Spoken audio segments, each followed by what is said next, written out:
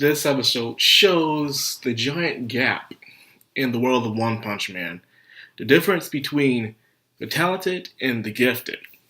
Now, you may ask, what's the difference between the talented and the gifted? Even I, recently, a couple years ago, really found out the true meaning between the difference of talented and gifted people. And someone explained it to me like this.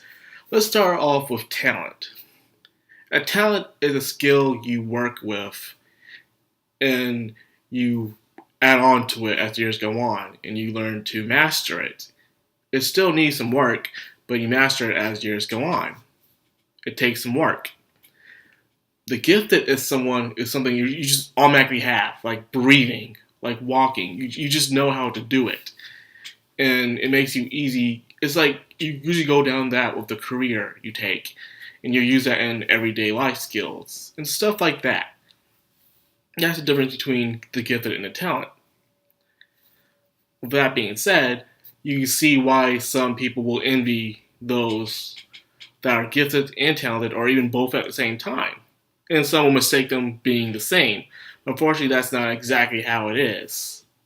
The gifted don't really much have to work for what they aim for, while the talented, they're really good at it and they make it look really easy, but they took years to work with it. You know, like playing the violin or video games and stuff like that. Well, the gifted will have a certain personality trait where they'll work on that and put it to something else. It'll be easy, just like that. Another thing I want to talk about in this episode is also the constant switch back and forth between the tournament and the Monster Brigade that's going on. I've seen some people complain about, like, this season of One Punch Man is very linear this time. The last one was more episodic, but it was so interesting because you had all kinds of monsters, and it was going on in different times and places. This time around, it's just a straight, narrow path. You know, you have Giru going around hunting down heroes, monsters, hunting down heroes, and pay producers from the Hero Association, and then you have the tournament going on. So you have just three things going on through this entire season. So it makes you wonder how things are going to turn out. So is it really better for the season for it to have to be more linear than it was from last season? Is it for the best? Some disagree, some do agree. Some say, well, it's about time we get a plot, while some miss that everyday episodic action where it's different creatures every now and then. And yes, we do get different creatures, but they all work for the same faction. They all work for the monster faction, so it's still the same plot line that's going on. So things do feel like they're going interesting, but at the same time, slowly. And I, for one, in my opinion, feel like it's needed, you know? It's slowly but surely getting there to the point.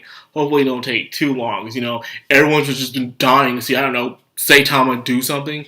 Yes, he's in a tournament, he's hitting people out with one punches, but we want to see him in some epic fights, you know? We want to see him out there doing more stuff. But then again, last season, you could argue, saying, like, before Saitama even fought any of the monsters, most times they'll show other heroes fighting the monsters or villains, and they'll struggle and they'll sometimes win, and then when no one can win, Saitama will show up at the last moment and just knocks everybody away. And I guess people would rather see that than this, because the tournament is interesting, but however, there's not enough focus on the tournament. You know, you're not seeing the fights happening, and there's some very interesting character designs out there, like I'm always saying, but we don't get to see much. We only see the end result of each battle, and you wish you could see more, but you don't. So you're not getting your viewing ship worth. And it makes you feel like, what's the point of this, man?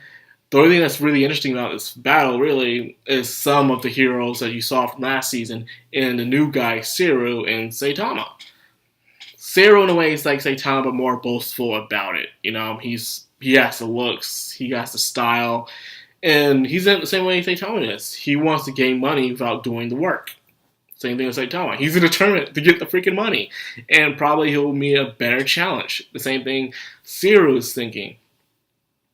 And it sucks because you see the other heroes from, like, Max and Snake, and how they're in it not just for the money, you know, they're heroes. They're not really caring for rank or money. They actually want to do it because they want to improve on themselves and find out what it takes to be a hero again, to help defend the people, like Snake. You know, when you first saw Snake, you thought he was a scummy asshole dude, but and he probably was, but he was still kind of a good guy that still would defend the people to the very end. And he felt he was weak after the last incident with the sea monster. And he wants to become stronger. Same thing with Max. They all want to become stronger, prove themselves as heroes, and I don't think rank and money is really the point for them, and which is very noble for them. But it's still not enough against the face of someone with pure gifts such as Siru. Well, however, people might think how strong Saitama is. He isn't someone of pure gift. He wasn't born strong or talented. He, believe it or not, he trained really hard to become that strong. And it's hard for a lot of people to believe that. So when someone sees him doing the one punch, they'll think, oh, he's just gifted. No. He did his ridiculous training. He did the push-ups, the sit-ups, the running every single day, and to the point where he thought he was going to die and even went bald. And then he became completely too strong for anyone to beat him. And of course, he seeks that challenge. And of course, Jin was out there, protecting his senpai / master, being a total badass around time, being Demon Cyborg, winning up some matches, almost destroyed Cockroach. Cockroach got away, and he trained because Super Speedo Sound Sonic was way faster than Cockroach. But nonetheless, Cockroach got away by chopping off his legs from facing incineration. Then we get to see some stuff from Blizzard in Tornado Tower. As you can see, a lot of people will think that Blizzard is the older sister and Tornado is the younger one. No, this is anime. That's not how it works. Most of the times, the lolly is the older one when it comes to these situations. Legal lollies, they exist. In Tornado Terror, it's saying the same thing Saitama is saying. Your club is in your way. Miss S, Harem, was on Blizzard's ass because her own teammates. She possessed the teammates and they started attacking her while she was trying to fend them off. She was getting lashed off by Miss S Harem, which wouldn't have happened if she didn't have the team. So the team is holding her back. The question is, why does she want the team so badly?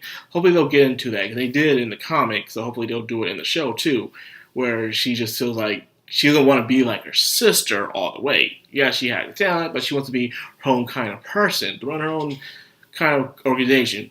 Not to be lonely, in a way. She doesn't want to be exactly like her sister. And yes, her sister is extremely powerful, but some people kind of see her, I hate to say this, kind of a bitch. She's kind of a bitch, and because of that, she doesn't want to end up like that, She wants to be strong, of course, but not to the point where she's isolated from everybody, like Tornado is. And of course, Tornado, despite the way she acts, does care for her sister, as you could clearly see, because she was there protecting her when she was in the middle of danger. She was very close by, and they have this sisterly bond where she can sense when Blizzard was in trouble. So like, oh, my sister's in trouble, we're going to go help her out. And so it's nice to see she's not that much of a jerk, even when it comes to family. She will look out for her sister. So hopefully there's probably a story behind that, Could it be that Tornado went through some type of test experiment and she put up with it so that her young sister won't have to go through it? And that's pretty why their relationship's kind of weird and stuff like that. Who knows? If that is the case, that would make one interesting backstory. I hope that is the case.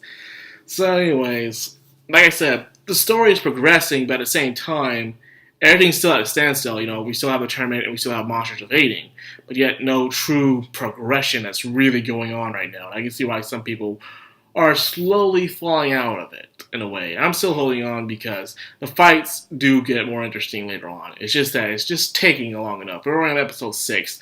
We're halfway through the season, so hopefully it'll start picking up again later on. So anyways, like Ash's review, I hope you guys are enjoying One Punch Man, and despite it being run by JC's staff. And of course, if you enjoy my content, you already know what to do. Like, comment, and subscribe. Of course, hit that bell icon. And have a good day. Madcrownxox, sign out.